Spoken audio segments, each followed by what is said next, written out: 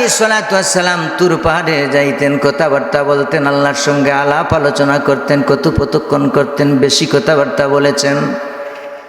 এই ধারাবাহিকতায় একদিন হযরত মূসা আলাইহিস সালাতু ওয়াস সালাম আল্লাহ রাব্বুল আলামিনকে বললেন, আল্লাহ রাব্বুল আলামিন, আমি যদি আপনার আল্লাহ হইতাম আর আপনি যদি আমার বান্দা হইতেন। এই খুব খেয়াল করেন কথাটা।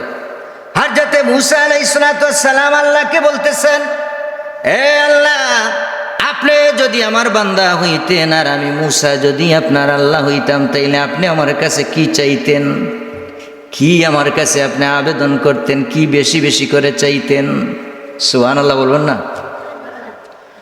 আল্লাহ রাব্বুল আলামিন ডাক দিয়া বললেন, রে মূসা পয়গম্বর, এটা কোনোদিন জীবনে সম্ভব হয় না, হবে না, হতেও পারে না, কোনোদিনও হবে না।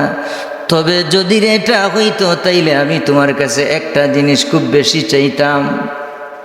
হযরত মূসা আলাইহিস সালাতু ওয়াস সালাম বললেন, ওই জিনিসটা কি আপনি চাইতেন, আপনি আমাকে একটু বলবেন? আল্লাহ রাব্বুল আলামিন বললেন, রে মূসা কালিমুল্লাহ, আমি সব সময় তোমার কাছে আমার সুস্বাস্থ্য কামনা করতাম। সুস্থতা কত বড় বিরাট বিশাল নিয়ামত। আমি সুস্থ, আমরা সুস্থ বডির কত মূল্য, ঠিক কিনা?